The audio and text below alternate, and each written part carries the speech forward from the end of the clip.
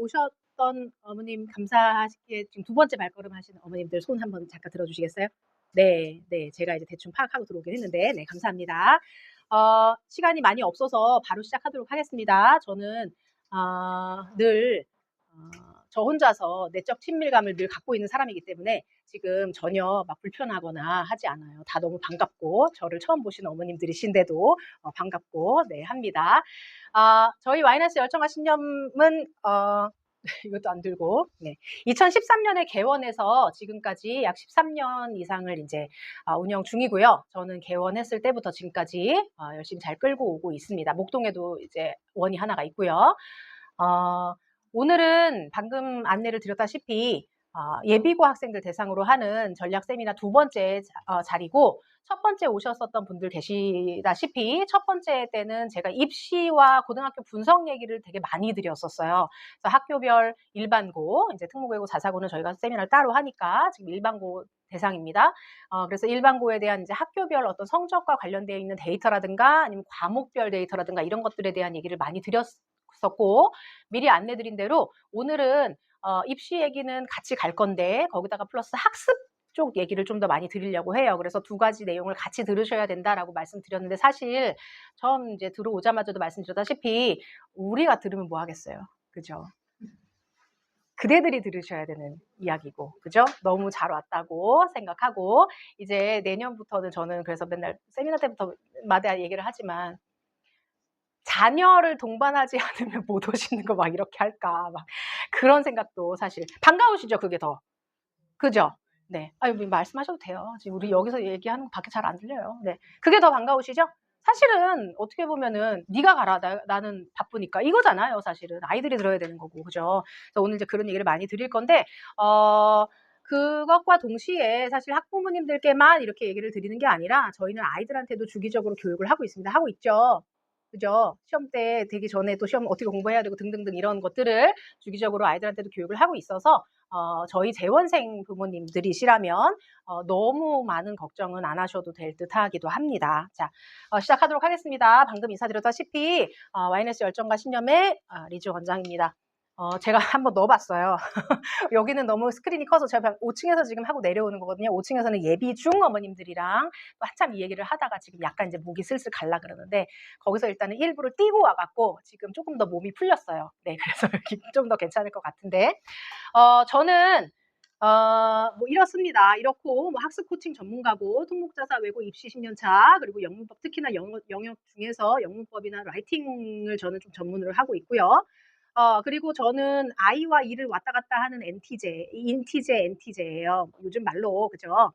이게 지금 잘 안 보이긴 하는데 T를 제가 일부러 크게 해놨어요. 저는 이거예요. 네, 그래서 아이들한테도 이제 아프다 그러면은 약은 먹었어, 뭐 어디가 아픈 막 이렇게 막 약간 하는데, 그리고 저는 이제 취미가 커리큘럼 리뉴얼, 세미나 자료 갈아엎기, 지지난주에 한 건데 똑같이 하면 되는데 또 갈아엎기, 그리고 회의, 미팅, 세미나, 교육 이런 것들 이제 하는 걸로 좀 써봤습니다. 여기는 이제 제가 뭐 이 아이들 뿐이겠어요. 사실 매년마다 키워내는 제자들은 당연히 뭐 수도 없이 많고 눈에 넣어도 안 아픈 새끼들이죠. 제 감히 이제 어머님들 자녀들을 아유 내 새끼 하는데, 이거는 이제 졸업생들이 많이 왔었던 해에, 그리고 이거는 또 올해 8월 달에 이 아이들 대부분이 또 와가지고 뭐 대기업 들어간 아이도 있고, 그다음에 뭐 사시행시 준비하는 아이들도 있고, 뭐 로펌 들어가려고 준비하는 아이들도 있고 하는 그런 이제 감격스러운 순간을 또 제가 저의 자산처럼 좀 넣어봤습니다.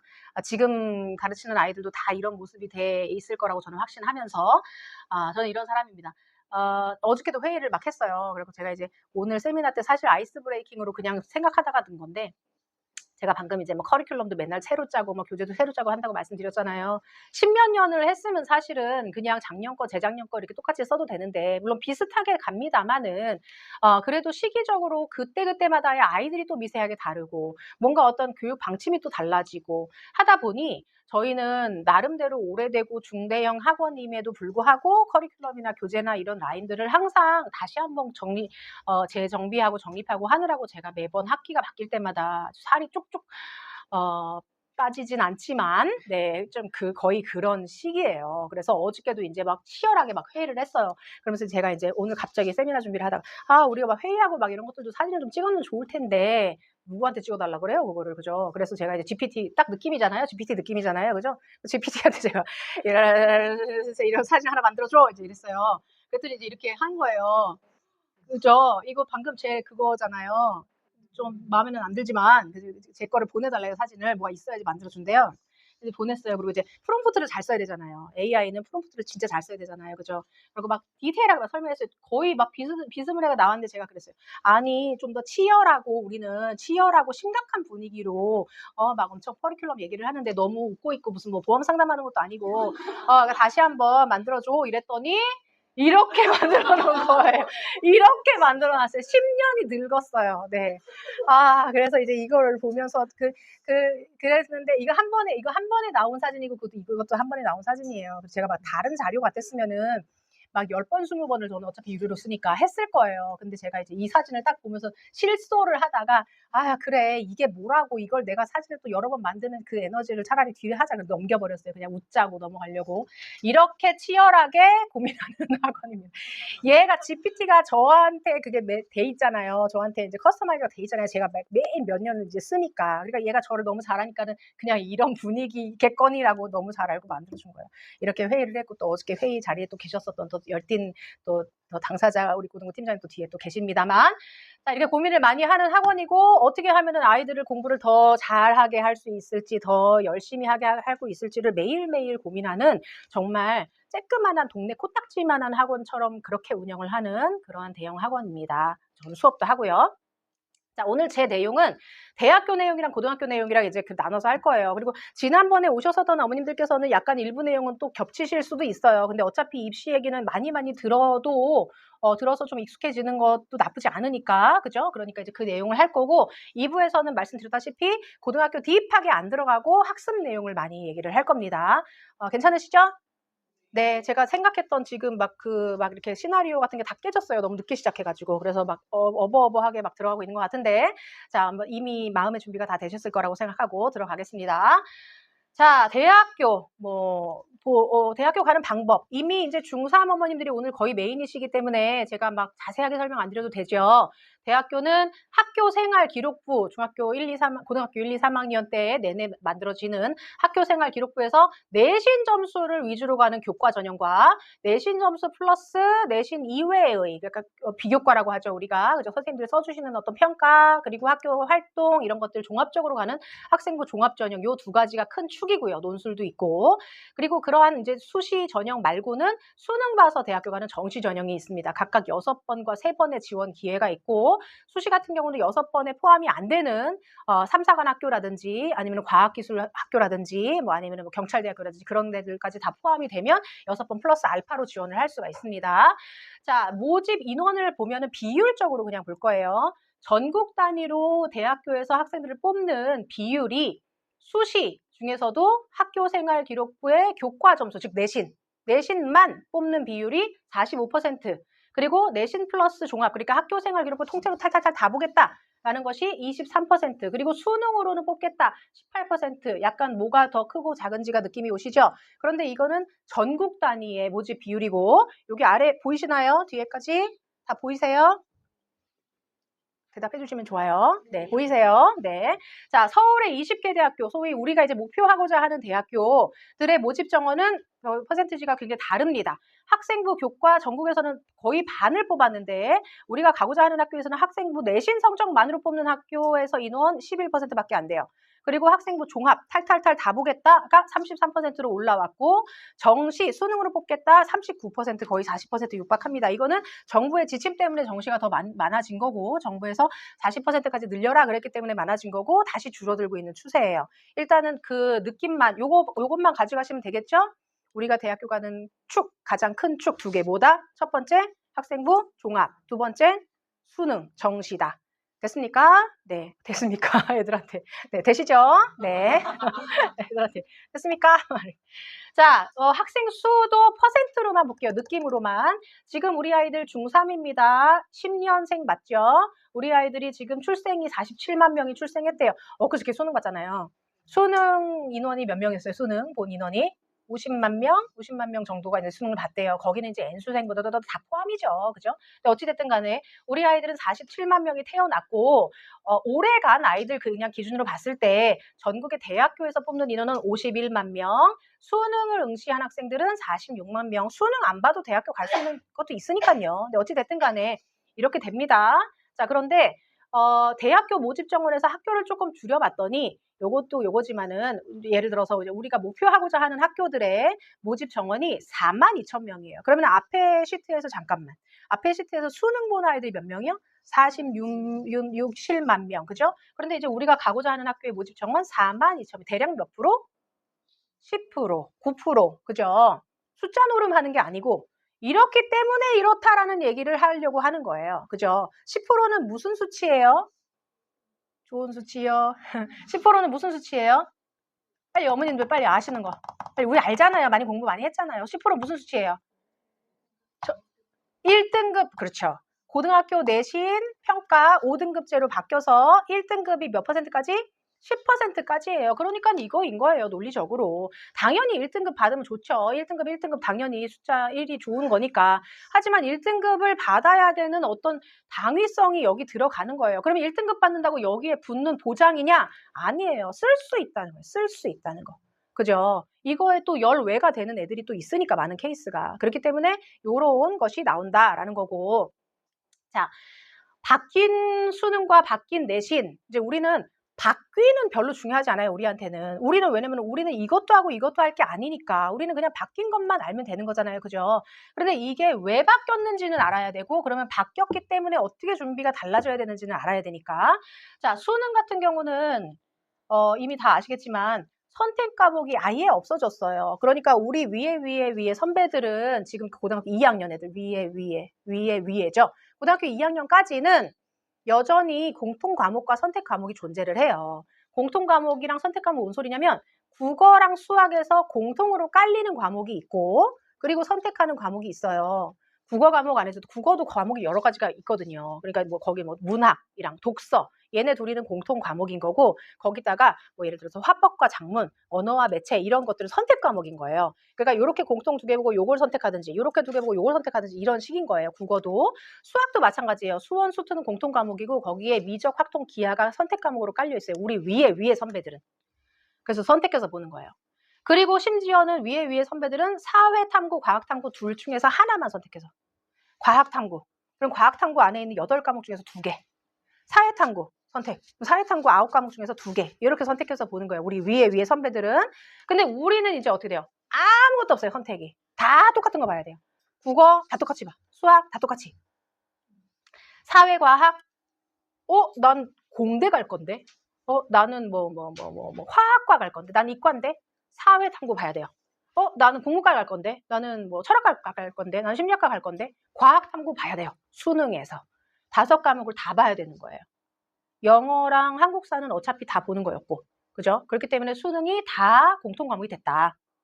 다음 내신 같은 경우는 이제 이미 아시다시피 고교 학점제라는 어떤 고등학교의 그 커리큘럼 자체도 바뀌면서 평가제도도 바뀌었는데 9등급 상대평가제도에서 5등급 상대평가제도로 바뀌었다. 그러니까 급간이 늘어난 거죠. 그 등급 안에 들어가는 퍼센티지가 늘어났죠. 당연히. 그죠? 꼬레비 등급이 5등급이 됐으니까. 그래서 아까도 얘기했다시피 우리가 옛날에는 1등급 하면 4%까지 너무 첨예해. 그죠? 4%까지 들어야 1등급이었는데 이제는 약간 여유 있는 것 같은 느낌. 10%까지. 그래도 300명 학교에서 10%면 전교 30등이에요. 10개 반이라고 하면은 반에 3등 안에. 맞죠? 쉽지 않아요. 그 목표를 해야 되는 거죠. 이게 좋아진 거냐 나빠진 거냐는 그야말로 상대적이다. 최상위권 아이였으면은 싫죠. 나만 1등급이었는데 1등급이 늘어났으니까. 그러면 나를 더 검증해야 되잖아요. 내가 진짜 1등급이에요. 막 갖다 붙여야 되잖아요. 이거저거. 그죠? 근데 이제 2등급이었던 애는 좋죠. 1등급 됐으니까. 그죠? 이제 이런 건 다 상대적인 거예요. 이제 이런 게 이제 나중에 가가지고는 조금 전략으로 들어가야 되지만 지금부터 지금 우리 중3인데 그죠? 지금부터 그러면 나는 뭐 2등급 급간이니까 그럼 나는 좋아졌어. 막 이해는 안 되는 거예요. 기본기를 쌓아야지. 지금은 딱 그냥 기본기를 쌓아야 되는 시기. 자, 이건 말씀드렸고, 뭐 입시를 관통하는 핵심이다. 그래가지고 이제 뭐 방금 전에 말씀드린 그런 내용 때문에 어떻게 대비를 해야 된다는 거 빨리빨리 간단히 얘기를 하고 넘어갈게요. 정시는 공통수능이 됐다. 그러니까 옛날에는 뭐만 공부하면 되고 뭐만 공부하면 되고 사탐 안 하고 과탐 안 하고 했어도 됐었는데 지금은 다 해야 된다. 두루두루 공부해야 된다라는 말씀 드리고, 그 다음에 자, 수시 같은 경우는 길게 가야 된다. 이거는 방금 말씀 안 드렸지만 수시가 그러니까 학교생활 기록부로 가는 거. 내신만 일단 놓고 보면 몇 등급제가 됐다고요? 5등급제가 됐다고 말씀드렸죠. 우리 선배들은 9등급제였단 말이에요. 근데 우리 선배들은 이게 지금 고등학교에서 배우는 과목이에요. 과목 이름. 되게 복잡하죠. 주제 탐구 독서, 영미 문학 읽기, 실생활 영어 회화, 역학과 에너지 전기협. 요거는 이제 최근에 올해 바뀐 거고, 요런 것들은 조금 말하자면 이제 고교 학점제 되면서 그냥 물원, 물투 하던 거를 그렇게 하지, 그냥. 그죠? 물원, 물투 하던 거를 물리학이 물원이고, 역학과 에너지가 물투고 뭐 이런 식인 거거든요. 그래서 이제 과목 이름이 바뀌었는데 어쨌든 간에 이렇게 뭔가 복잡하고 많아 보이는 이런 과목들이 다 고등학교 3학년 때까지 깔리는 과목 이름인데, 그런데 이 과목들 중에서 우리 선배들 같은 경우는 진로 선택 과목 정도까지, 그리고 진로 선택 과목에서도 일부 몇 과목들은 빠져서 고등학교 2학년 1학기에서 2학년 때 배우는 과목까지만 상대평가 9등급이었고, 고등학교 2학년에서 2학년 2학기 때 선택하는 진로 심화 과목이나 아니면은 융합 선택 과목 같은 것들은 다 A, B, C 절대평가였어요. 그러니까 좀 쉽게 말해서 어려운 과목, 그리고 내가 이 과목을 선택함으로 인해서 성적에는 피해를 볼 수 있지만 어려우니까, 그리고 그 과목을 선택하는 애들이 많이 없으면 또 상대평가로 되면 또 이제 인원이 줄어드니까, 어쨌든 그렇게 뭔가 성적적 불이익을 당할 수도 있는 것을 감수하고도 이 과목을 선택했다는 것에 대한 메리트는 뭐냐면 전공과의 연계성이 굉장히 강해서 대학교에서 볼 때 성적도 성적이지만 네가 이걸 들었다고 고등학교 때, 그래서 네가 우리 학과를 오려고 하는구나, 너 진정성 진짜 있구나, 수시 뽑을 때 이런 거에 대한 특혜를 주기 위한 그런 과목들은 고등학교에서도 성적 부담을 내려줘야 되잖아요. 그래야 말이 되잖아요. 그렇기 때문에 그런 것들은 절대평가를 제도를 많이 했단 말이에요. 그런데 우리는 뭐냐, 3학년 1학기 때까지 다 5등급 상대평가, 5등급 상대평가, 그런 과목들도 5등급 상대평가.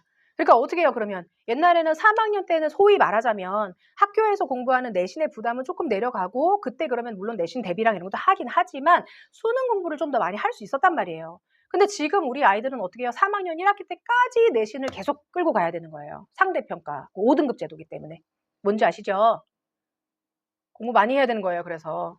그죠? 고등학교 가서 공부하면 늦어요. 지금부터 체질을 그렇게 만들어 놔야 되는 거예요. 요게 빨간 박스 해놓은 거, 얘네들만 여전히 ABC 절대평가입니다. 얘네들은 탐구 과목에서의 융합 탐구. 근데 이런 것도 절대평가 해봐야 별 소용 없어요. 3학년 2학기 때 깔리는 과목. 3학년 2학기 때 과목은 생기부에 수시에 들어가요, 안 들어가요? 안 들어가요. 9월 달에 원서 마감하는데. 그죠? 그러니까 사실 유명무실한 거예요, 이런 것들이. 자, 물론 이제 더 고등학교 3학년 입장에서 더 전략적으로 들어간다 하면은 뭐 예를 들어서 나중에 이제 제가 전형 믹스 되는 때 말씀드리겠지만 수신대도 정시 갖고 와라, 정신대도 수시 갖고 와라 막 하거든요. 그럴 때 이제 2학년 때 2학기 때까지의 데이터가 들어가는 학교도 있고 안 들어가는 학교도 있고, 그리고 뭐 지금 생각하고 싶지는 않지만 이제 뭐 예를 들어 재수할 때라든가 이럴 때 이제 얘가 필요할 수도 있고 얘가 어떤 키 역할을 해줄 수도 있긴 있겠지만, 어찌됐든 간에 지금 현역으로서 이거에 메리트가 없다라는 거예요. 자, 길게 공부를 해야 된다라는 거고, 이제 급간 늘어나다 말씀드렸고, 이런 것들을 좀 넘어갈게요. 시간 없어서. 자, 전형이 믹스됐다. 전공법으로 공부를 해야 된다. 전형, 이거 앞에서 봤던 표인데, 학교 생활 기록부를 가지고 가는 수시, 그리고 수능 하루 봐갖고 잘 봐서 가는 정시, 명확히 구분이 돼 있단 말이에요. 맞죠? 그런데 이 신문기사도 지난번에도 보여드렸다시피, 자, 대학교에서는 변별력 확보와 고교 교육과정 연계를 핵심적으로 고려를 한다. 그런데 내신 5등급제 시행과 수능의 심화 수학 제외라든가 아니면 공통과목된 거 이런 것들에 대한 변별력에 대한 우려가 있어서 대학에서는 수시 학종의 수능 최저 도입, 수시 교과 전형의 정성평가 도입, 정시 수능 전형의 학생부 정성평가 도입, 수시 정시 전반의 대학별 고사 면접을 도입. 빨리빨리 오세요, 내용이. 빨리빨리 오시기도 하지만 어쨌든 간에 대충 뭔 소리인지 모르지만 도입 막 그러죠. 그죠? 이게 뭐예요? 수시인데 정시 갖고 와. 수시에서 내신 성적만 보기로 해놓고 아니야, 다른 것도 좀 봐야 되겠어.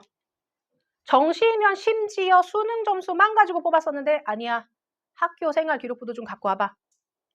대학교의 자구책인 거예요. 그러니까. 그죠? 입시 제도가 바뀌면서 대학교에서는 그렇죠. 냉정하게 좋은 학생들 뽑고 싶은데. 그죠? 좋은 학생들 뽑을 수 있는 툴이 너무 무뎌진 거예요. 대학교 입장에서는. 그렇기 때문에 자꾸만 검증하려고 하는 거죠. 뭔지 아시겠죠? 그죠? 저는 지금 이런 얘기를 자꾸 말씀드리는 이유는 특히나 우리 아이들 듣고 있는데 말씀드리는 이유는 그냥 팩트가 이렇다. 힘들어졌네. 이걸로만 끝나려고 그러는 게 아니라 그러니까 어떻게 된다. 미리미리부터 공부하는 체질로 만들어 놔야 된다. 라는 얘기를 말씀드리고 싶어서 그런 거고 그럼 공부하는 체질에 대한 방법적 얘기를 오늘 좀 많이 말씀드릴 겁니다. 일단 넘어갈게요. 다 섞였다라는 얘기를 드리려고 제가 다 넣어놓은 거고 자 이제 고등학교 얘기와 함께 학습법 얘기를 좀 하도록 하겠습니다. 괜찮으시죠? 네, 괜찮으시죠? 네. 우리 이쁜이들은 좀 이렇게 필요한 거 있으면 좀 쓰면서 들으세요. 네. 괜찮으시죠? 네. 실명을 거론하지 않겠어요, 이쁜이? 자, 좌표 좀 찍어봅시다, 날짜. 저는 이제 이런 거 되게 중요시하는 사람인데, 그냥 빨리 긴장감이 너무 이거 잘못 넣어갖고, 그냥 빨리 할게요. 자, 12월 1일까지를 디데이 17일 남았어요. 12월 1일 YNS에서는 6학년이 중1로 올라오고 중3이 고1로 올라가는 기점입니다. 12월 1일부터는 모든 그 학생들의 시간표와 선생님들이 다 바뀌어요. 17일밖에 안 남았어요. 우리 중3 아이들은 또 지금 시험 기간이라서 정신이 없겠지만 시험이 끝나고 나서 후루룩 지나면은 우리 학원에서는 벌써 고등부에 들어가 있는 거예요. 17일 남았습니다. 자, 1월 23일 무슨 날이죠? 학교 발표 날이에요. 학교 발표까지 70일 남았습니다. 그리고 3월 2일 언제죠? 입학이죠? 입학까지는 아직도 세 자리가 남아서 뭔가 배를 두들기고 있을 것 같지만 금방 깨집니다. 세 자리가. 그죠? 시험 끝나면 깨질 텐데요. 뭐. 그죠? 네. 그래서 이제 100일이 안 남았기 때문에 100일 기도를 열심히 합시다. 우리. 네. 집에다가 물 떠놓고. 네. 그저께 수능 봤어요. 뭐 이런 얘기는 이제 다 우리 고등부 팀장님 다 해주실 거니까. 근데 이제 어머님들도 뭐 뉴스나 이런 것들을 얼핏 보셨겠지만 수능이 또 어때요? 어려워졌다 그러죠? 저는 영어 학원이니까 오늘 국어 수학 얘기 뭐 많이 할 거 아니에요. 영어 얘기할 거예요. 영어가 작년 대비 또 어려워졌고 1등급 비율이 몇 퍼센트요? 5%? 5%. 그러니까 영어는 절대평가라고 하기가 참 유명무실한 거예요. 사실 상대평가나 마찬가지인 거예요. 왜냐면 수능은 여전히 9등급이기 때문에 수능에서 1등급은 여전히 4%까지란 말이에요. 그럼 영어가 1등급이 5% 나왔다 그러면 이거 뭐 거의 상대평가로 봤을 때 1등급이나 마찬가지인 거죠. 왜 이런 일이 발생을 할까요? 왜 이런 일이? 절대평가나 상대평가나 똑같아서요, 영어는. 그죠? 왜 이런 일이? 마음의 부담감이 내려가면서 실력도 같이 내려간 거예요. 맞죠? 시험은 여전히 쉽지 않은데 영어 과목에 대한 어떤 선입견이 절대평가래. 그리고 영어가 소위 말하는 꼬맹이 때서부터 계속 공부했었던 과목이고 그러니까 어느 정도까지 하면은 되지 않겠니? 어느 정도 성적 나오면은 그냥 얘는 유지만 하면서 수학과 국어에다 쏟자. 물론 그것도 맞아요. 그리고 영어는 사실 저도 영어를 가르치는 선생님 입장에서 저도 꼬맹이 때부터 가르쳤었던 애들은 저의 개인적인 목표, 우리 학원의 목표는 중3 때까지 수능 영어 마스터입니다. 실질적으로 지금 중1, 중2, 중3에서도 고3 모의고사 1등급 나오는 아이들도 있고요. 그런 아이들은 뭐 예를 들어 특목고 보내고 외고 보내고 그러면 저는 학원 그냥 졸업시키는 거예요. 그럼 그 아이들은 그냥 가가지고 고등학교 3학년 내내 자기가 혼자서 올바른 학습법 익힌 거 가지고 공부를 하면서 계속 1등급 받고 내신도 1등급 받고 학원에 와가지고 성적표 보여주면서 저한테 칭찬받고 서로 좋아하고 끌어안고 이렇게 하다가 대학교 잘 가고 하는 거거든요. 그런데 그렇지 않은 대부분의 아이들이 영어는 정말 효자 과목이라는 거를 자꾸만 잊고 영어는 뭔가 했던 게 있고 자꾸 쉽다 그러고 절대평가 이런 것들 때문에 애들은 공부를 안 하고 시험은 여전히 어렵고 하니까 점수가 점점 내려가다가 결국은 나중에 수능 최저에서 정말 얘가 효자 과목이 될 수도 있는데도 불구하고 얘가 등급을 못 내줘갖고 우르르 무너지는 거죠. 뭐 이런 이제 논리는 뭐 아실 거라고 생각하면서 자, 넘어가 보도록 하겠습니다. 이거 고등학교 얘기는 많이 했었었는데 고등학교에서 제일 중요한 건 뭐다? 다른 거라기보다도 내신이다. 내신을 잘 딸 수 있는 학교를 가야지 된다. 내신을 잘 딸 수 있는 학교는 어디냐? 내 상태가 어떤지를 알아야 된다. 이 말씀을 이제 많이 드렸어요. 그러면서 학교별 이제 자료 같은 것들도 지난번에 많이 드렸고 오늘은 이제 딥하게 막 거기로 들어갈 건 아니지만 자, 그래도 오늘 이제 첫 걸음하신 분들이 많이 계시니까 지금 어찌됐든 우리는 졸업하기 전이잖아요. 우리 중학교의 어떤 체계와 고등학교의 체계를 한번 피부로 한번 차이를 느껴보자고요. 중학교는 우리가 뭐 시험 기간에 뭐 엄청 열심히 빡세게 공부하고 뭐 90점 넣기 힘들고 A 받기 힘들고 어쩌고 저쩌고 하긴 하지만 그럼에도 불구하고 전교에서 58%, 50%의 아이들이 국영수사과 과목을 A를 받습니다. 올해 데이터예요. 올해 1학기 귀인중학교 2학년, 3학년. 이 ABCD는 한 학기 1학기에 중간고사, 기말고사, 수행평가 합산한 점수. 그러니까 성적표 받아오는 그 점수. 그거예요. 이제 지필고사만 하는 게 아니라. 그래서 이렇게 귀인중학교 같은 경우는 반, 평촌중학교 같은 경우도 47, 50 반, 검계중도 44, 56 반, 대한중도 40, 48, 대한여중 43, 45. 또 이렇게 전교의 거의 반에 가까운 아이들이 원점수 90점 이상을 받는 거예요. 중요 과목 5개에서. 맞죠? 그러니까 이거는 아이들도 긴장을 해야 돼, 당연히. 어머님들께서도 그렇다고 해서 제가 늘상 말씀드리지만 그렇다고 해서 올 A 성적표 받아온 애한테 막 썩 죽이자는 얘기가 아니고 뭐야 원점수 90점이잖아 막 이렇게 막 하는 얘기가 아니라 칭찬과 격려는 계속 해야 되되 파악하자는 얘기죠. 우리 아이의 지금 상태를.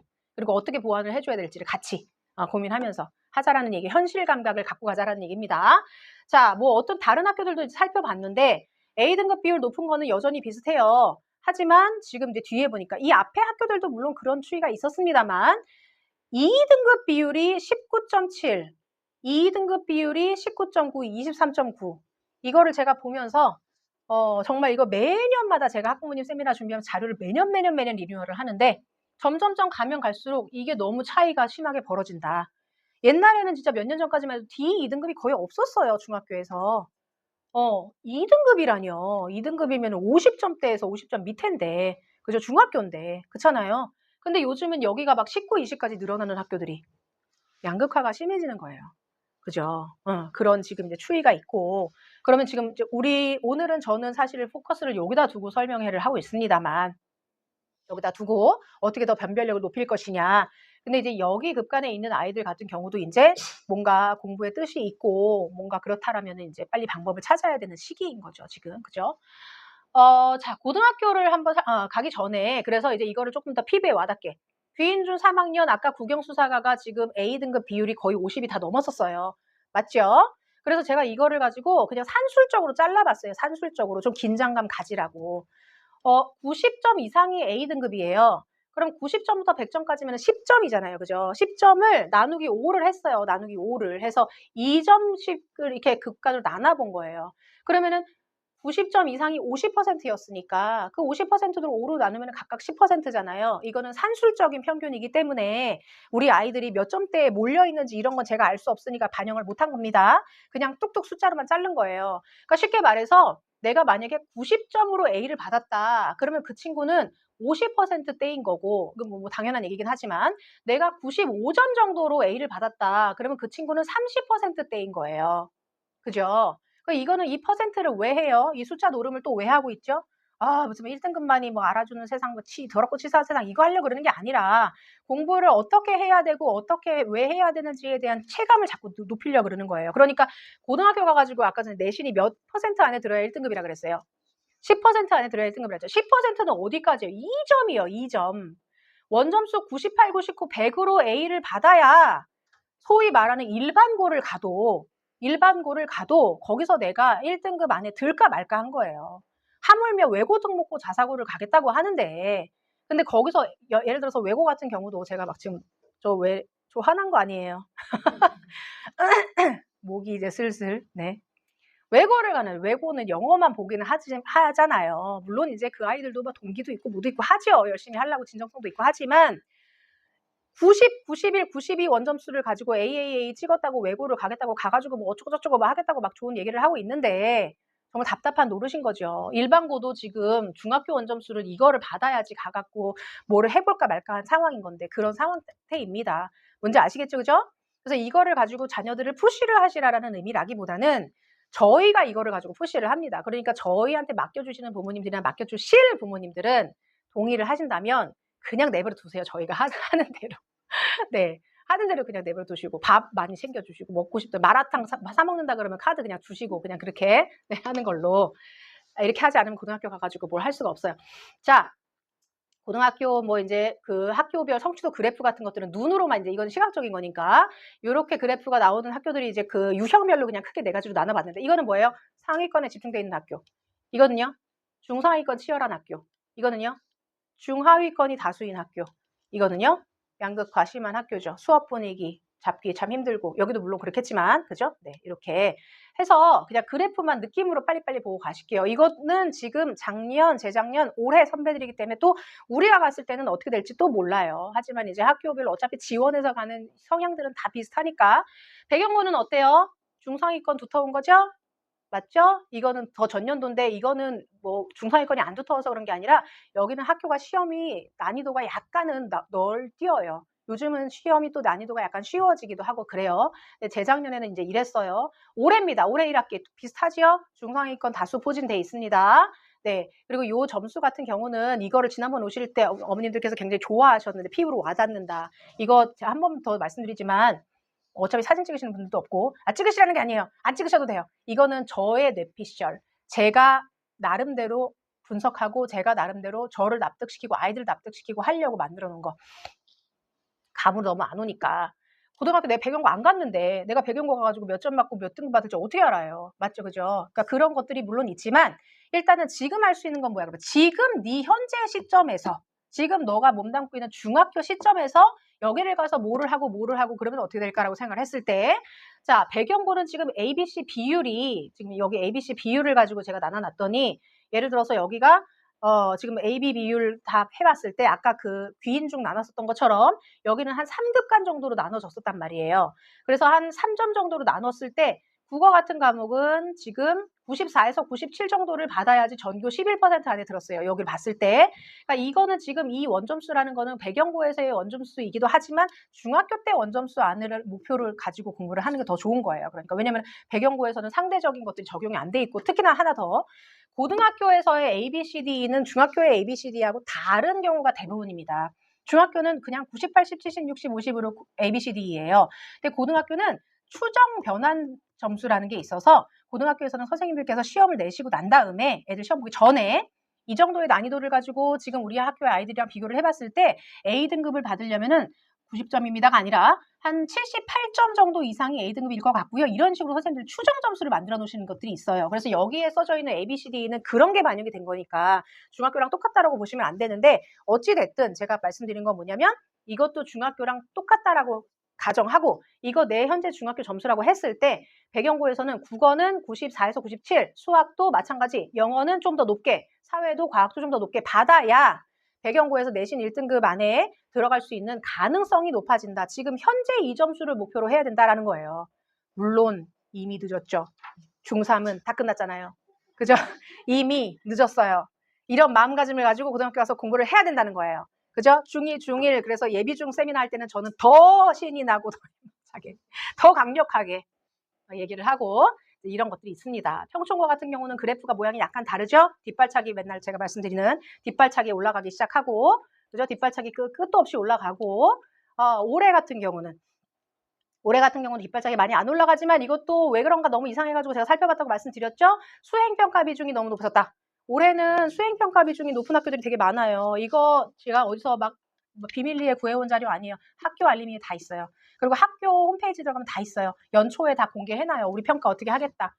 수행평가 비중이 높아지면 원점수가 올라갈 수밖에 없죠. 그렇기 때문에 이제 약간 그런 추이가 있다. 그리고 동아고 같은 경우도 약간 뒤쪽이 더 많이 올라가지요. 그죠? 네. 또 재작년도 마찬가지고. 올해도 동아고가 약간 이렇게 되기는 했습니다만 이것도 약간은 그렇습니다. 제가 보니까 이렇게 체크해 놓은 것들 다 수행평가 50%로 들어가고 막 이제 이런 것들이거든요. 그렇기 때문에 물론 그러니까 뭐 유리해졌다 이런 개념이 아니에요. 그러니까 나름대로 그 안에서도 치열하게 경쟁을 하는 거죠. 그리고 수행평가 준비 잘해야 되는 거고 지필평가도 당연히 수행평가가 50으로 비중이 커졌다. 수행평가 중요한 거예요. 근데 지필평가도 어떻게 돼요? 그러면 지필평가도 50인 거예요. 한 번 보는데. 한 번 보는 학교들도 있었어요. 예를 들어서 뭐 과목마다도 올해는 굉장히 특이했어요. 내년도 그렇고 내후년도 아마도 제가 생각할 때는 그럴 수도 있는 가능성이 있어요.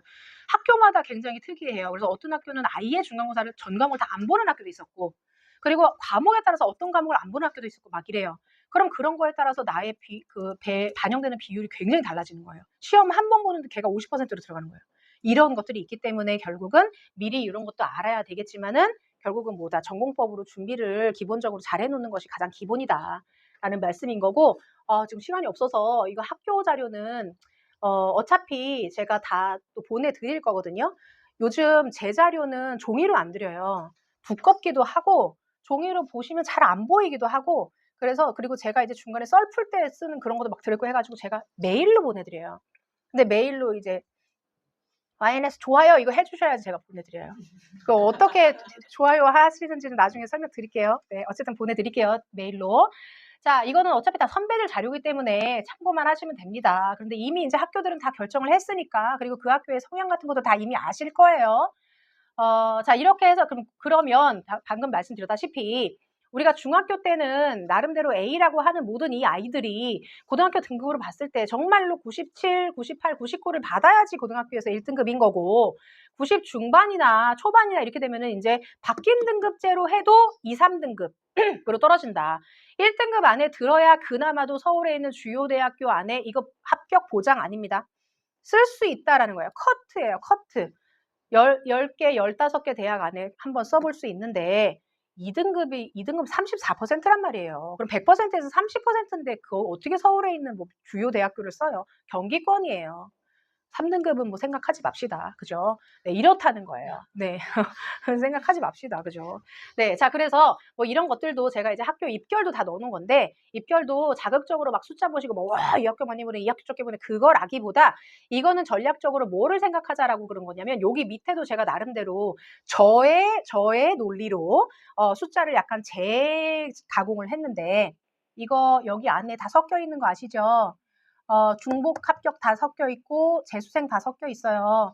중복 합격이면은 예를 들어 수시를 6개를 쓰는데 극단적으로 최상위권 전교 1등이었으면 6개 다 합격했을 수도 있는 거거든요. 허수가 되게 많이 껴 있는 거예요. 그래서 저는 나름대로 약간 보수적으로 이 수치를 3으로 다 그냥 나눠봤어요. 3으로.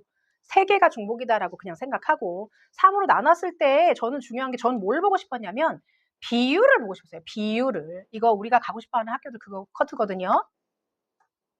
신성고는 27% 비율까지 여기 학교를 보냈어요. 이거 물론 올해 거고 해마다 또 다르고 이거는 27이 절대적 숫자 아닌 거 아시죠? 저의 논리예요.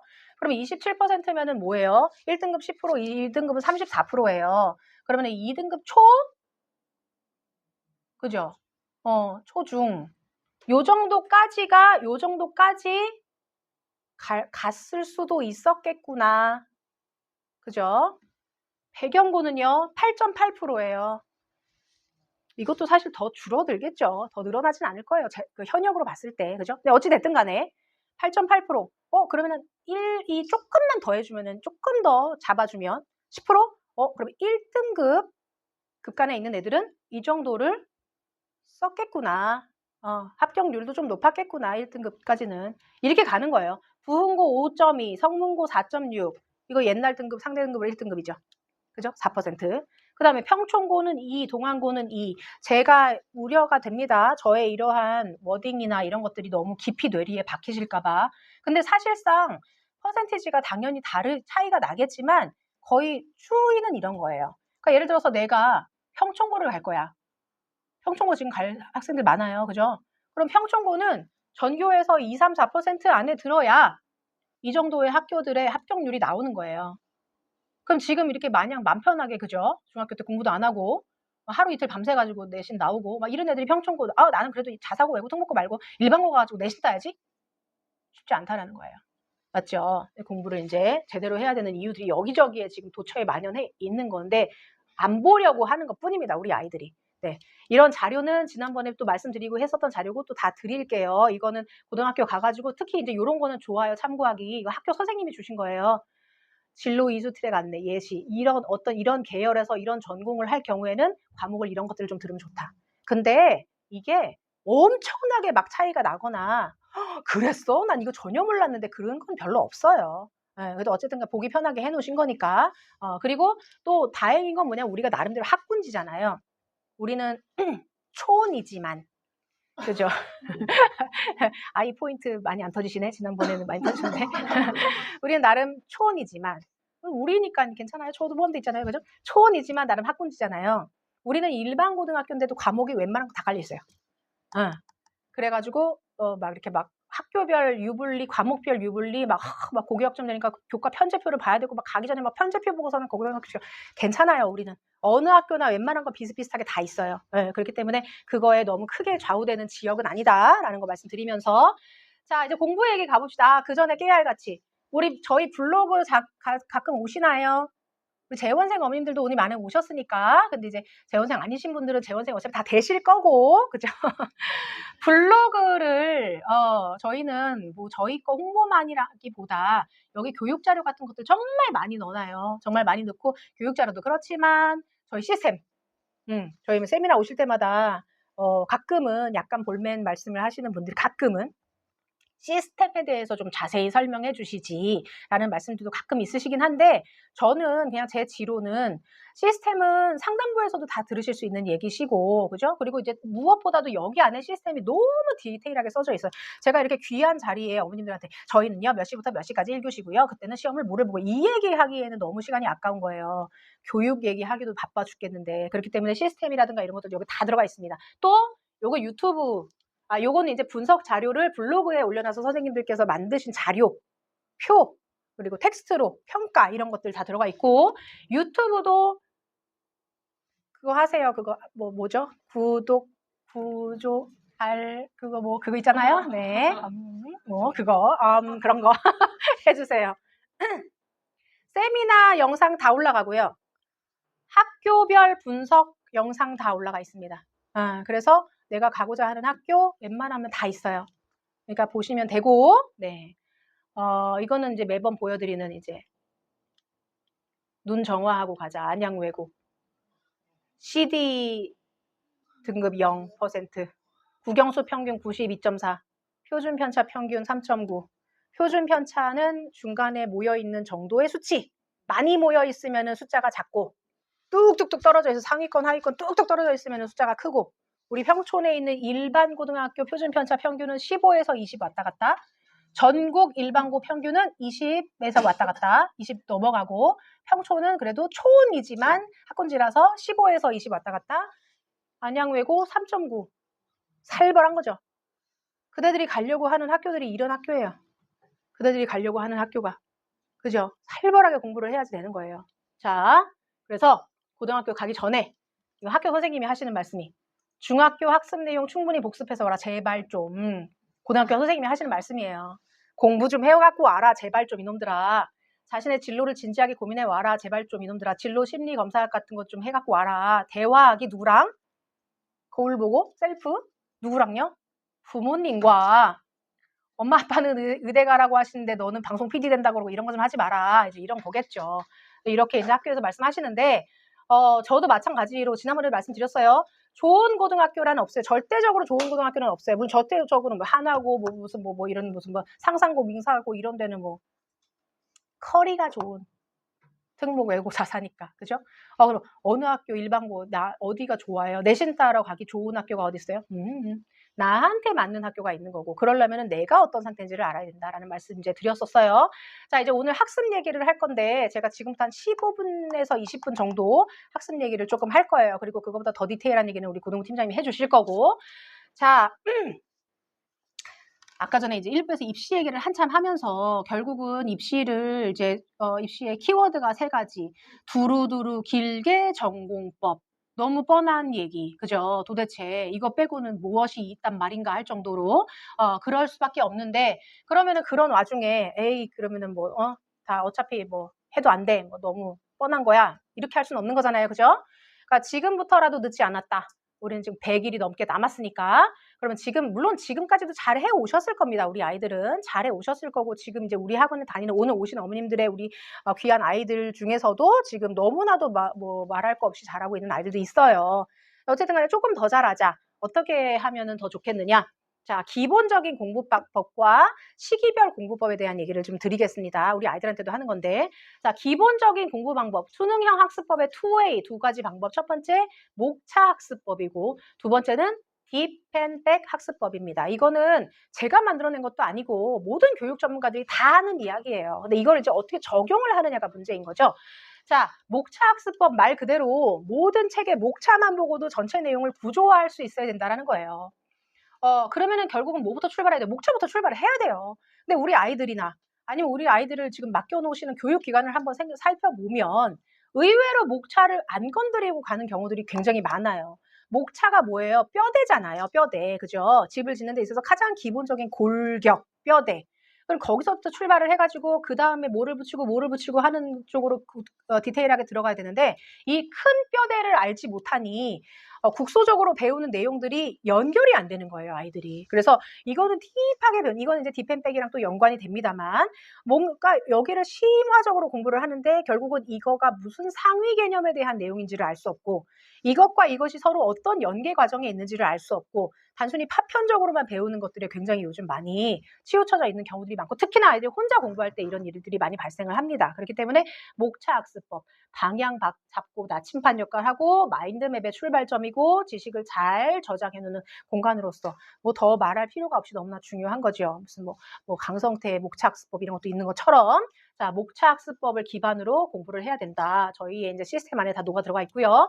딥앤백 학습법은 이제 목차 학습법과 같은 맥락에서 딥 뭐예요? 깊이 들어가는 거예요. 하나의 지식에 대해서 깊이 들어가는데 반드시 깊이 들어갔다가 그래서 그것을 나의 어떤 기본 배경 지식과 연결을 하고 응용해가지고 분석하면서 잔근육을 강화를 하지만 다시 그 개념이, 그 지식이 상위 개념이 무엇인가, 나는 어떠한 부분에서의 딥하게 들어와 있는가에 대한 내용을 항상 백해서 보면서 나의 지식을 그야말로 구조화해야 되는 거예요. 구조화라는 게 뭐예요? 방 잘 나누고 위아래 잘 정돈하고 하는 거잖아요. 우리 아이들이 구조화가 안 돼 있으니까 너무 힘들어하는 거예요.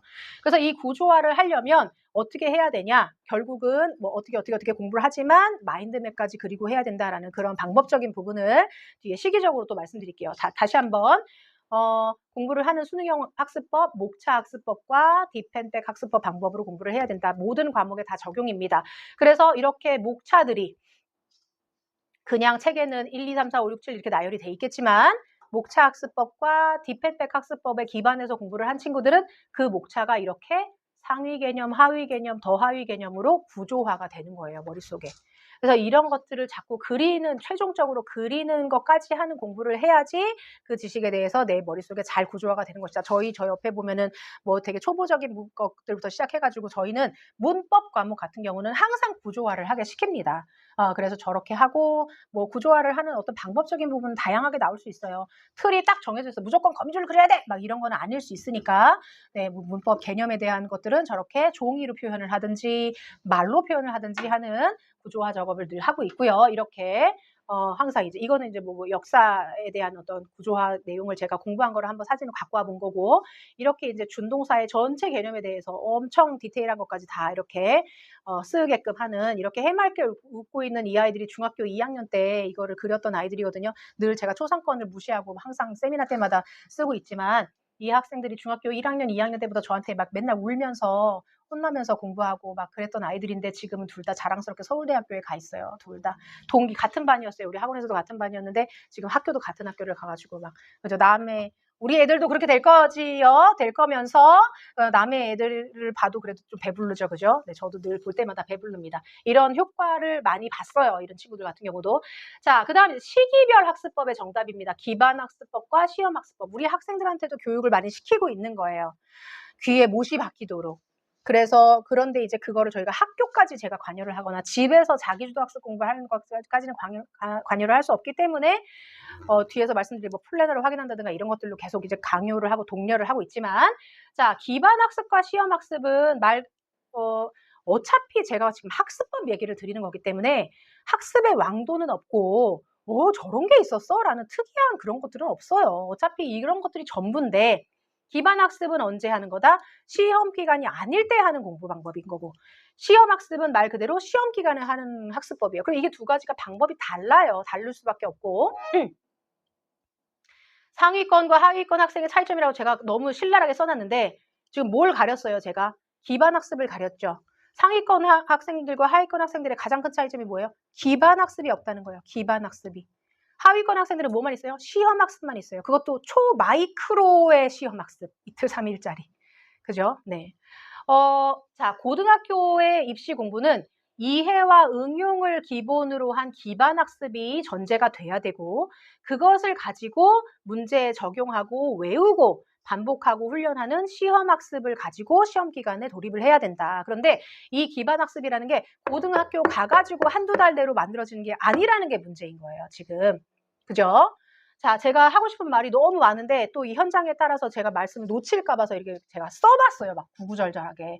우리 한번 어머님들도 읽어보실게요. 공부를 할 때 사실은 내 목소리가 내 귀로 들어가는 것도 굉장히 효율적인 공부법 중에 하나거든요. 한번 읽어볼게요. 시작! 학습 코칭은 올바른 학습 습관 장착을 위해 조기에 필요합니다. 체계적인 예습, 수업, 복습 루틴과 목차 학습, 딥앤백 방식으로 구조화된 노트 정리 습관을 몸에 익히면 고등 내신에서 요구하는 시인화, 융합형 문제를 마주했을 때 개념을 연결, 응용하는 사고 과정이 자동화됩니다. 또한 에빙하우스 곡선에 맞춘 반복 복습, 오답 관리 습관과 과목이나 개인 성향에 맞는 각종 암기법, 그리고 시험에 앞서 A, G, P, D, C, F 과정에 있는 시스템적인 시험 대비 방법을 통해 기반 학습으로 만든 나의 지식을 시험에 정확하고 효과적으로 적용할 수 있습니다. 여기까지만 일단. 다 좋은 얘기죠. 너무 좋은 얘기예요. 근데 지금 중요한 거 지금 노란색으로 제가 막 해놨지만 뭐냐면 결국은 평소에 예습, 수업, 복습으로 이루어지는 그리고 제가 말씀드린 올바른 방법, 목차 학습법, 깊이 들어갔다가 뒤로 나오는 구조화된 이런 방법으로 평소 기반 학습을 잘 해놔야 습관이 되고 그 습관이 이제 시험 기간을 마주했을 때 자동화가 된다 그랬어요. 자동화가 안 되니까 문제인 거예요. 맞죠? 자, 여기 안 읽었지만 이런 방법을 통해서 올바른 학습 습관을 몸에 익히면 수능 준비 핵심인 장기 기억 유지요. 고1 때 배웠었던 수능 과목 고3 때 수능 봐야 되고 고1, 고2, 고3 때까지 내신 관리 길게 해야 되고 한 이런 과정에서 장기 기억 유지와 빠른 정보 인출 능력을 일찍부터 확보를 할 수가 있어서 제가 너무너무 공감하는 말이에요. 고등 3년을 내용 암기가 아닌 전략적인 실전 연습 기간으로 만들 수 있다. 기반 학습은 시험 기간이 아닐 때 하는 방법, 시험 학습은 시험 기간일 때 하는 방법. 이거를 굉장히 축소해서 보면 예를 들어 중학교 때라고 하면 뭐 예를 들어서 3월, 4월은 그냥 막 얘기할게요. 2월, 3월은 기반 학습 기간, 4월은 시험 학습 기간, 5월, 6월은 기반 학습 기간, 7월은 시험 학습 기간 이런 논리가 나오죠. 중1, 중2, 중3 때를 놓고 보면 크게 거시적으로 보면 중1, 중2는 기반 학습 기간, 중3은 시험 학습 기간 이런 논리가 나오죠. 조금 더 크게 보면 중1, 중2, 중3, 중등부는 기반 학습 기간, 고등부는 시험 학습 기간인 거예요. 이미 늦었죠? 아니요. 자, 다시 우리 희망회로 고등학교 놓고 보면 고1, 고2는 무슨 기간? 기반 학습 기간, 고3이 무슨 기간? 시험 학습 기간인 거예요. 이걸 다시 축소를 하면 고1 때 1월, 2월, 3월은 기반학습 기간, 4월은 시험학습 기간 이렇게 가는 거고 그리고 그러한 기반학습들이 모여서 결국은 고1, 고2 때는 충분히 정말 내 걸로 만들고 구조화하고 해서 지식을 충분히 쌓고 그거 갖고 진짜로 써먹는 거는 언제? 고3 때 써먹는다라는 생각으로 공부를 해야 된다는 거예요. 근데 우리 아이들은 이게 습관이 안 돼 있어서 자동화가 안 되니까 늘 반복. 그냥 아까 얘기했던 뭐예요? 상위권, 하위권 구분하는 방법. 기반학습 없음. 시험 기간 아닐 때는 맨날 뭐예요? 이거 하죠. 그죠? 이거 어쩔 수 없지만 요즘은 정말 미치겠어요. 그죠? 이거 하고 뭐 하고 하다가 고등학생임에도 불구하고 그러다가 이제 시험 기간 되면은 그래도 이제 고등학생이니까 시험은 한 4주, 3주 전부터 깔짝깔짝 뭐라 하긴 해요. 깔짝깔짝이죠. 깔짝깔짝. 이거 방법적으로도 제대로 되지 않았기 때문에 1시간, 2시간 공부를 해도 다 까먹고 하다가 결국은 이제 시험 닥쳐가지고, 그죠? 벼락치기 하고, 애들 뭐 자랑처럼 막 해요. 선생님, 저 한국사는요, 어떻게 밤새도록 공부했는데요. 밤새도록 공부했으니 몇 점 나오겠어요. 뭐 60점 나오고 70점 나오고 뭐 그러겠죠. 뭐 그렇게 하고 자랑스럽게 훈장처럼 얘기를 하는데 그게 고등학교 1학년 때만 한 번, 두 번 그러는 게 아니라 그런 애들은 고3 때까지 쭉 간다는 거예요. 그렇게. 그렇기 때문에 습관이 굉장히 중요한 거고 이러한 기반학습 3단계 또 시험학습 이런 것들은 아이들한테 그때 제가 구체적으로 굉장히 많이 교육을 시키고 있는데 예를 들어서 그냥 여기서 보면 기반학습 3단계라고 해서 별게 없어요. 다 별거 없는 얘기지만 그렇지만 중요한 것에 대한 당위성을 설득시키고 대신에 구체적 방법을 알려주면 해요, 아이들이. 예습, 수업, 복습 3단계다. 예습은 어떻게 해라. 1시간, 2시간 거창하게 하는 게 아니다. 보다 수업 시작하기 직전에 단원명이랑 제목이랑 학습 목표를 확인하는 것부터가 출발이다. 심지어는 책도 안 꺼내놓고 있는 애들이 대다수인데, 그죠? 선생님보다 늦게 엉덩이 붙이는 애들 대다수인데, 그게 아니다. 미리 책 펴놓고 오늘 어디 배울지 단원명, 제목부터. 왜냐면 우리 목차학습법 해야 되니까. 그거 보는 것부터가 예습의 출발이다. 예습은 호기심 유발하는 과정이다. 두 번째, 수업 시간에는 열심히 당연히 들어야 되죠. 그냥 열심히만 듣느냐? 아니죠. 어머님들 지금 어떻게 하고 계세요? 너무 경청하고 계시죠. 그 두 번째, 필기하고 계시죠. 그리고 또 뭐지? 표현하고 계시죠. 저하고 소통하고 계시잖아요. 제가 애들한테도 늘 얘기를 하지만 100명이 앉아 있어도 선생님을 내 걸로 만드는 방법이 바로 뭐다? 이거다. 수업 시간에 뚫어져라만 바라보고 있는 게 아니라 때로는 뚫어져라만 바라보고 있어서 제가 이렇게 몸을 움직이는데도 시선이 안 움직이는 애들도 있어요. 심지어. 그죠? 근데 그러면 안 되지요. 선생님들은 다 보면 알잖아요. 그죠? 그러니까 이렇게 해야 되는 이유는 우리가 치사스럽게 세특 잘 써줘야 되니까는 아닌 거예요. 본질이니까 이거 이렇게 해야 되는 거죠. 그죠?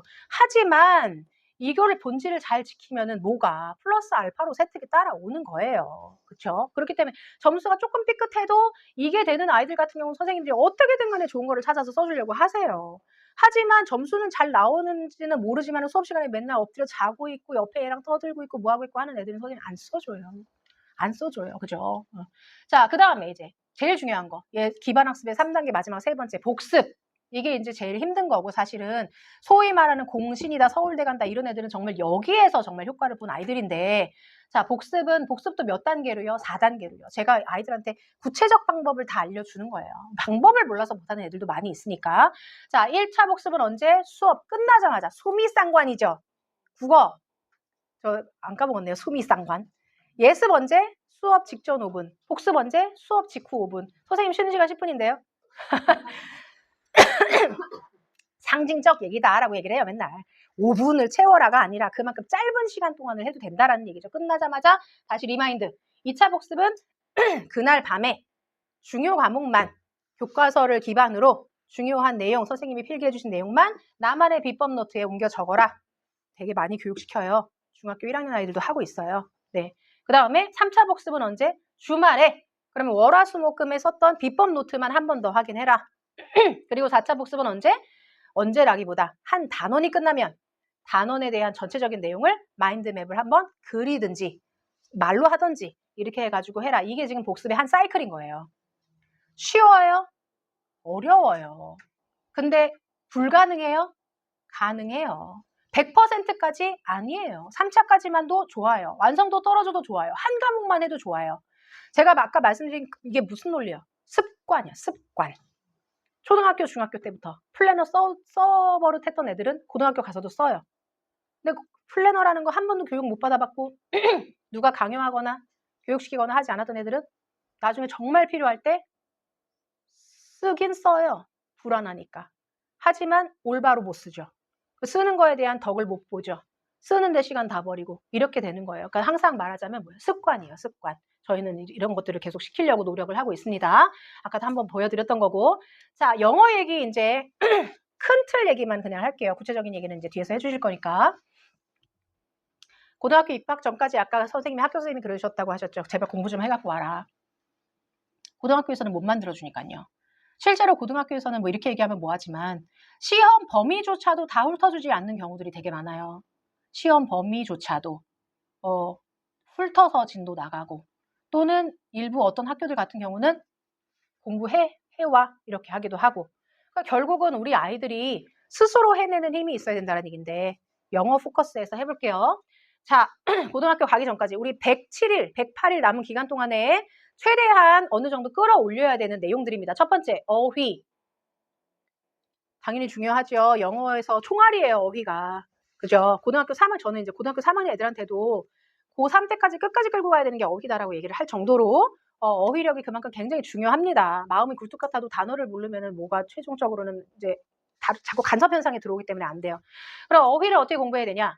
당연히 누적하고 반복하고 확장해야 된다. 좋은 얘기만 다 써놨는데 이거에 대해서 연계되는 시스템이 저희가 다 있어요. 지금 하나하나 다 보여드리면 너무 오래 걸리니까 누적 테스트, 반복 테스트, 확장이라는 거는 어근을 중심으로 해서 앞에 붙이고 뒤에 붙이고 하는 걸로 인해서 어휘랑 밀려가는 거. 그런 훈련. 그 다음에 또 중요한 거 하나 더. 아까 고등학교 갈 때도 학교가 중요하다 그랬어요? 내가 중요하다 그랬어요? 내가 중요하다 그랬죠. 이제 슬슬 지치시나 봐요, 어머님들. 좀 전에는 막 수업 얘기할 때 눈이 반짝반짝 하시더니만 이제 수업 집중 끝나니까 이제 또 다시 어디 가셨어, 다. 네. 자, 내가 중요해요. 어휘도 학원에서 외우는 단어장 중요해요. 아이들 마음 불편하니까 자기들 마음이 이제 바쁘니까 이제 학년 올라가면은 막 사요. 문제집을 엄청 사요.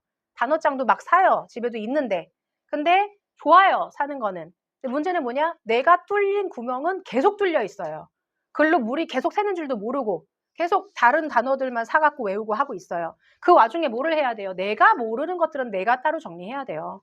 품을 팔아야 돼요. 그러니까 아무리 살기 좋아진 세상 AI 어쩌고저쩌고 해도 어쨌든 공부는 전공법이고 기본이고 품을 팔아야지 잘하는 거예요. 내가 부족한 부분 따로 뽑게 합니다. 그래서 이것도 시험으로 돌려요. 저희는 단어 같은 경우는 이렇게 항상 투트랙으로 돌아갑니다. 자, 그 다음에 문법. 중학교 때 정말 끝내야 된다 이 얘기 너무 많이 하죠. 왜냐면 고등학교 가가지고는 다시 문법 개념을 공부를 해도 돼요. 많은 애들이 해요. 저도 많이 시켰고 그리고 고등학교 가서도 문법 해가지고도 문법 마스터한 애들도 많이 있습니다만 그러려면은 굉장한 뚝심이 필요해요. 괜히 마음이 급하거든요. 그리고 문법이라는 거에 대한 선입견이 뭐냐면 어렵고 귀찮고 외워야 되고 막 별로 가치가 별로 높지 않아. 그냥 외우면 되는 거니까 이런 느낌? 그러면서 막상 또 안 외워놨어. 근데 고등학교 가가지고는 내신에서 꽤 많이 나와요. 문법 문제가. 그러니까 안 하기는 그렇고 하자니 내가 이거 하고 있을 시간이 아닌 것 같은데 이런 어떤 마음의 불안함, 멘탈. 그것 때문에 항상 이도저도 아니게 돼서 고등학교 때 늘 어법 문제는 기본 다 틀린다고 가정하고 어법이 적용되는 서술형 문제도 다 틀린다 가정하고 맨날 이따위로 애들이 얘기를 하니까 선생님 저는 이번에 시험 최대 잘 보면 70점이에요. 왜? 어법이랑 서술형 합치면 30점이거든요. 이렇게 되는 거죠. 1등급은 커녕, 그죠? 네. 자, 고등학교 가기 전에 문법, 개념부터 일단 다 잡아야 됩니다. 제가 지금 저는 이제 수업도 한다고 말씀드렸죠. 모든 반, 모든 레벨 다 하는 건 아니지만, 예를 들어서 지금 중학교 3학년도 최상위반 가르치고 있는데, 그 반에서 고2 모의고사 1등 계속 나오고, 고3 모의고사도 1, 2가 왔다 갔다 하는 친구가 있어요. 대부분의 애들이 그렇죠. 근데 그 중에 어떤 아이가 문법이 구멍이 좀 뚫려 있어요. 숭숭. 그래서 제가 그 친구한테는 뭐라 그랬냐면, 겨울방학 때 정말 힘 빼고 소박하게 너는 진짜 개념부터 다시 외우고 다시 시험 보자. 제가 그렇게 얘기를 했어요. 본인도 공감을 하고. 왜냐면 영어에 많이 노출이 되고 특히나 영어를 언어로 많이 배운 친구들, 말하고 책 읽고 이런 걸로 많이 배운 친구들은 문법이 몸에 약간 감각으로 익혀져 있어요. 그래서 답은 어느 정도 수준까지는 잘 맞춰요. 근데 물어보면 설명을 못 하죠. 그냥 뭔가 이상해서요. 근데 고등학교에서 테스트하는 문법과 어법과 서술형은 그런 영어를 언어적으로 체감적으로 배운 애들이 감각이 얼마나 좋은가를 테스트하는 게 아니에요. 심지어는 수능에 나오는 영어도 수능이 뭐예요? 수학 능력 평가지요. 대학교 가가지고 공부를 얼마나 잘할 수 있느냐. 영어 같은 경우도 뭐예요? 영어로 써져 있는 원서를 읽고 얼마나 정확하게 해석을 하면서 그걸 가지고 공부를 할 수 있느냐가 가장 기본이에요. 그쵸? 그 감각을 물어보는 시험이 아니란 말이에요. 그렇기 때문에 우리 아이들이 논리적으로 접근을 할 수 있어야 돼요. 그리고 고3 문제들은 어차피 감각으로 풀지도 못해요.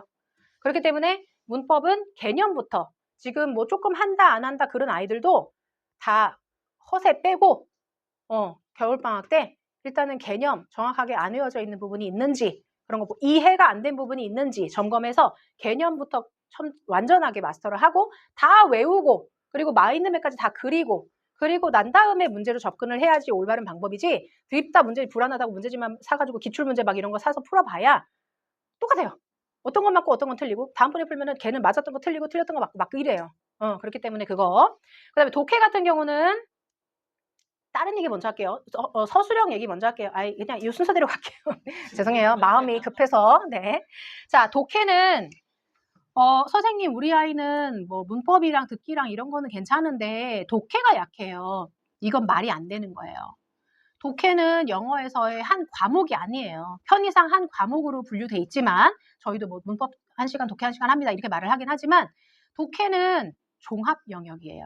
독해는요, 어휘 돼야 되죠. 문법 돼야 되죠. 그래서 문법에서 구조 파악 정확히 해서 독해 해석해야 되죠. 마지막 제일 최상이 뭐예요? 사고력 돼야 돼요. 그러니까 이거 말고도 뭐 다른 요소가 뭐 있을 수도 있겠지만 어쨌든 간에 이 세 개가 다예요. 제가 볼 때는. 그러니까 어머님들께서도 이제 앞으로 접근을 하실 때 독해가 약하다 그러면 덮어놓고 독해가 약해. 그럼 독해를 키워주자. 뭐 문제집 사 독해 문제집 이 아니에요. 진단해야 돼요. 뭐가 약한 건지.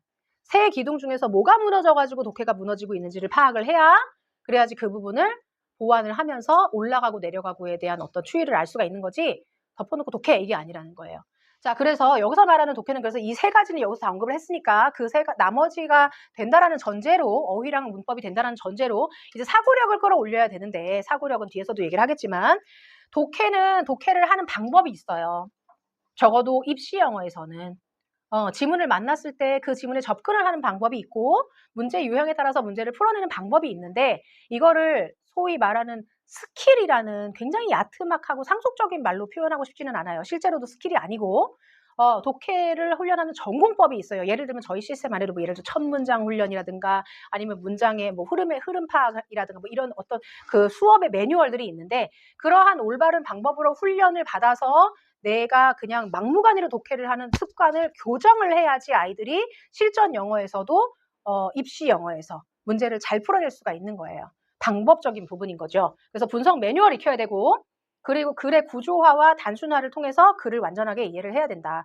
수능 지문은 다 어려워요. 이번에도 막 수능에서 뭐 이번에 영어 같은 경우도 몇 번이 뭐 오답률이 높을 것이다 막 이런 식으로 나오고 저도 보고 그렇긴 했는데 지문의 소재라든가 지문 자체의 난이도는 뭐 낮아졌다라고 하긴 하지만 우리 아이들 입장에서는 읽어보면은 모르는 단어는 별로 없는 것 같은데 오히려 그리고 추상적인 개념적인 글 같은 경우는 더 어려워요. 그렇기 때문에 그냥 독해를 진짜 순진하게 정말 독해처럼 그냥 읽으면서 그냥 해석으로 내용으로 머릿속에다가 넣으려 그러면 망해요.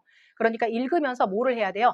단순화해야 돼요. 이 수사 여구가 너무 많은 이렇게 막 예쁘게 쓰여져 있는 복잡하고 뭔 소린지 하나도 모르겠는 이 문장이 의미하고자 하는 바가 뭔가 이거를 찾아내는 훈련을 반복해서 시켜야지 되는 거거든요. 그렇게 되면 글을 단순화할 수가 있고 그렇게 되면 모든 문제가 쉽게 다 잘 풀릴 수가 있어요. 이런 것들 제가 좀 답답하네요. 수업 모델을 지금 보여드리는 게 아니라 하지만 뒤에서 말씀하실 거라. 자, 그 다음에 서술형. 중학교 때는 사실 이게 별로 관건이 아니에요. 그래서 너무너무 저는 애통해요. 중학교 서술형이 많이 없어서.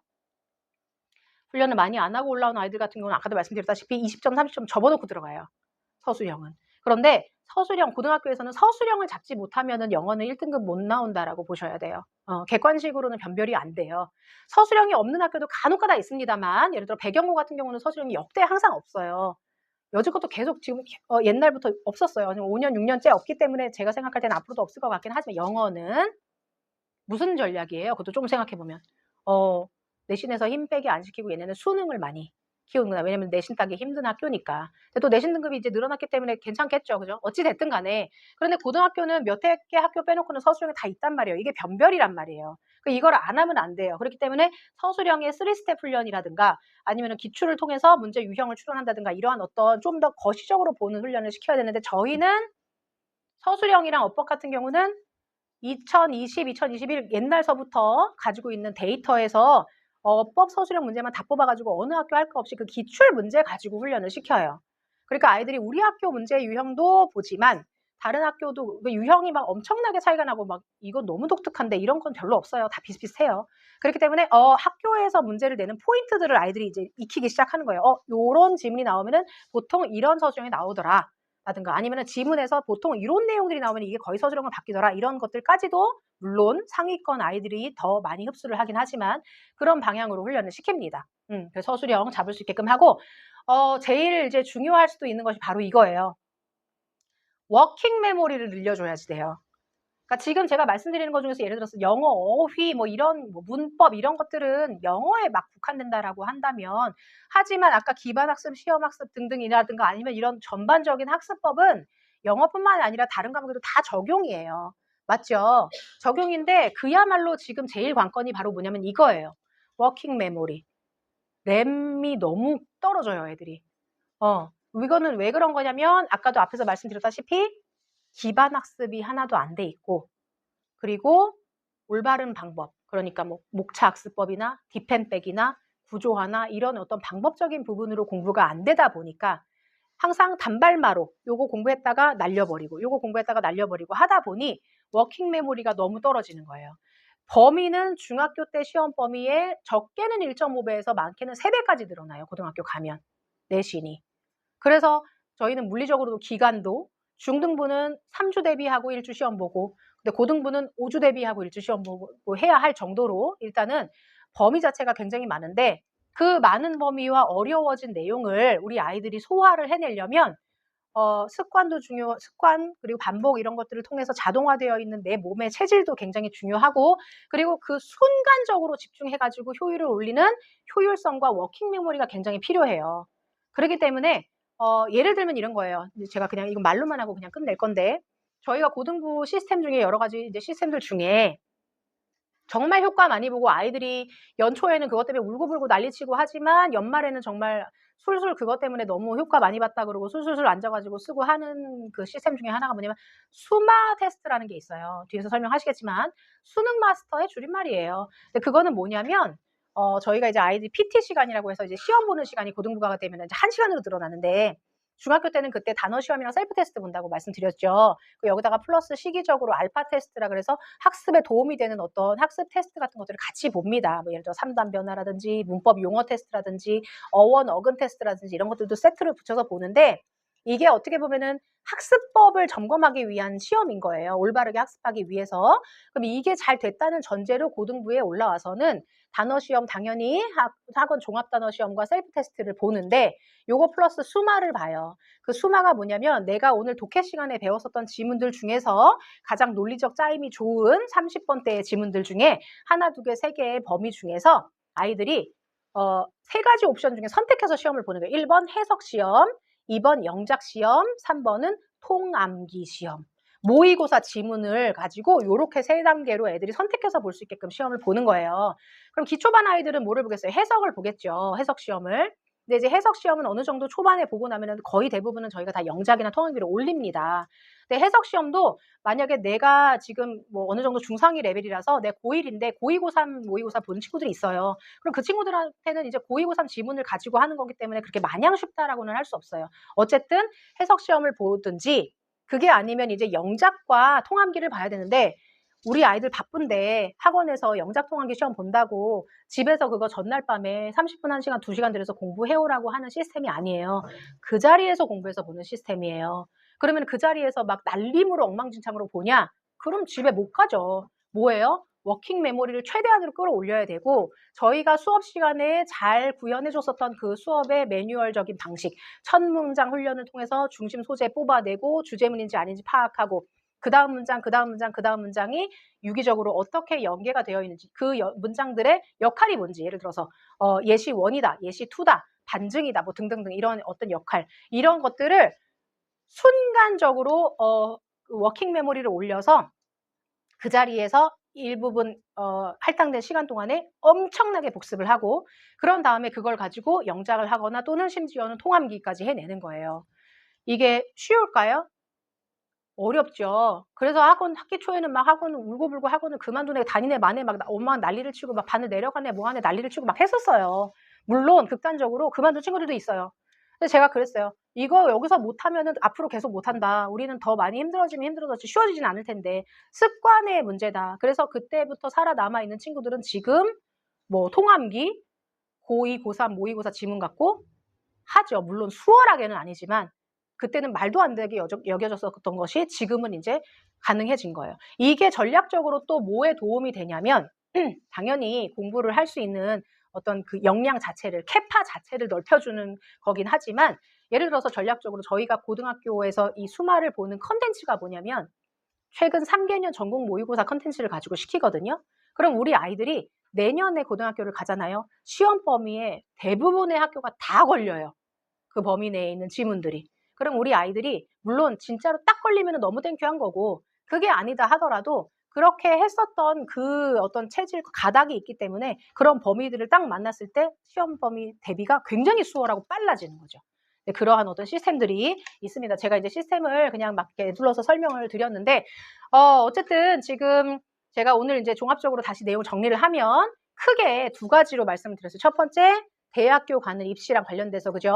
대학교의 수시 정식 체계가 어떻게 바뀌었고 우리 아이들은 그래서 어떻게 준비를 해야 된다라는 첫 번째 그 내용 말씀드렸고, 두 번째는 그래서 고등학교를 가니까 고등학교는 실질적으로 약간의 학교마다의 어떤 성적 분포 추이가 약간 이렇더라라는 시각적 그래프와 함께 결국은 고등학교에 가서 내가 잘해야지 내신이 잘 나오는 건데, 그럼 내가 잘하기 위해서는 공부를 어떻게 해야 되냐.